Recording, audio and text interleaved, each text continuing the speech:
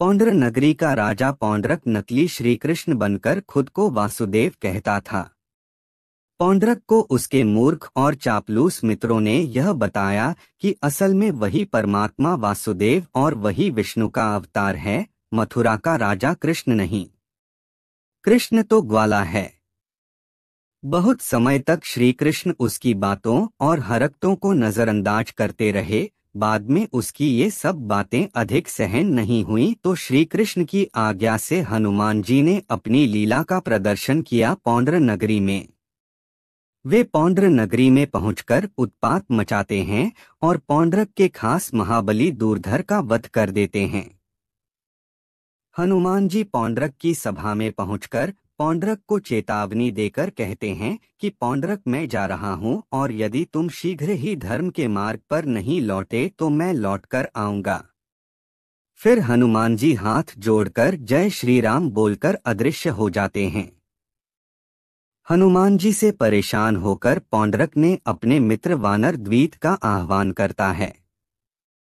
फिर पौंड्रक गैलरी के आकाश में देखकर कहता है, मित्र द्वीत हम वासुदेव पौंड्रक तुम्हें प्रकट होने की आज्ञा देते हैं, प्रकट हो द्वीत प्रकट हो। तभी आसमान से हनुमान जी जैसा ही एक विशालकाय वानर प्रकट हो जाता है और कहता है, प्रणाम वासुदेव। पौंड्रक अपने मित्र वानर द्वीत को श्री कृष्ण और हनुमान जी के बारे में बताता है तो वह कहता है कि वह तो मेरे बहुत पुराना शत्रु है। अब वक्त आया है उसका वध करने का, कहाँ छुपा है वह दुष्ट। वानर द्वीत सबसे पहले तो द्वारिका जाकर वहां खूब उत्पात मचाता है। बलराम जी से उसका सामना होता है तो वह कहता है कि पौंड्रक ही है असली वासुदेव श्री कृष्ण। यह सुनकर बलराम जी चौंक जाते हैं। वानर द्वीत वहां से चला जाता है। हनुमान जी को ढूंढते ढूंढते वानर द्वीत गंधमादन पर्वत पर पहुंच जाता है। वहां हनुमान जी और वानर द्वीत में घमासान युद्ध होता है। हनुमान जी उसे बुरी तरह धो देते हैं। तब वह अंत में एक मायावी अस्त्र निकालता है। वह भी निष्फल हो जाता है। तब हनुमान जी उसकी छाती पर पैर रखकर उसका वध करने वाले होते हैं तो वह कहता है, रुक जाओ हनुमान रुक जाओ, तुम्हें श्री राम की सौगंध है। यह सुनकर हनुमान जी चौंक जाते तब श्री कृष्ण संकेतों से हनुमान जी को उसका वध करने से रोक देते हैं और मानसिक रूप से हनुमान जी कहते हैं कि ये अच्छा अवसर है। आपके संकेत के अनुसार मैं इसे छोड़ देता हूँ। ये पाखंडी अवश्य मेरे साथ धोखा करेगा और मुझे बंदी बनाएगा। इस बहाने मैं इसके साथ चला जाऊंगा और पौंड्रक के पास पहुंचकर उसे अंतिम चेतावनी दूंगा कि यदि उसने अपने आप को वासुदेव समझना नहीं छोड़ा तो फिर मेरे प्रभु उसका वध कर देंगे।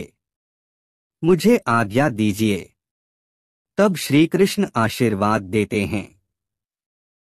फिर जैसे ही हनुमान जी उस द्वीत को छोड़ते हैं वह अपनी माया से हनुमान जी को बंदी बना लेता है और हनुमान जी को पौंड्रक की सभा में ले जाता है।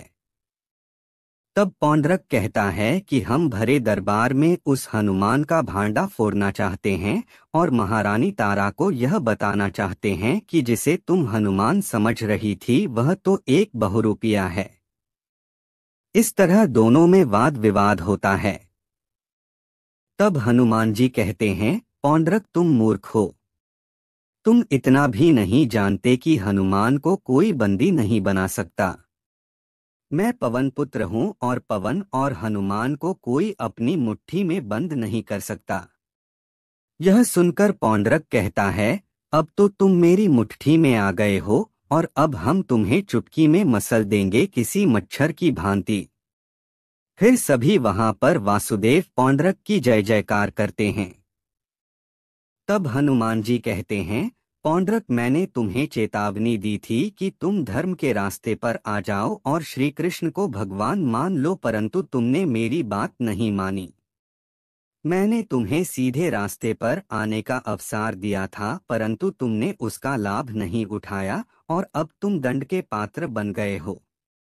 ऐसा कहने के बाद हनुमान जी पौंड्रक के महल को उजाड़ देते हैं, उसी तरह जिस तरह उन्होंने रावण की लंका को उजाड़ा था। फिर हनुमान जी कहते हैं कि पौंड्रक तू भगवान श्री कृष्ण का अपराधी है और तेरा अंत उन्हीं के हाथों निश्चित है।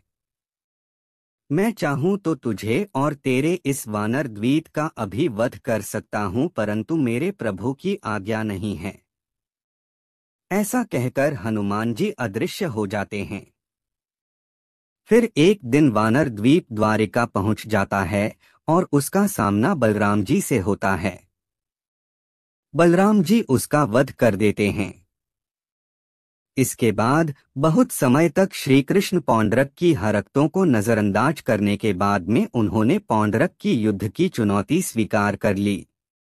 युद्ध के मैदान में नाटकीय ढंग से युद्धभूमि में प्रविष्ट हुए इस नकली कृष्ण को देखकर भगवान कृष्ण को अत्यंत हंसी आई। इसके बाद युद्ध हुआ और पौंड्रक का वध कर श्री कृष्ण पुनः द्वारिका चले गए। जय श्री कृष्ण, जय महाबली हनुमान।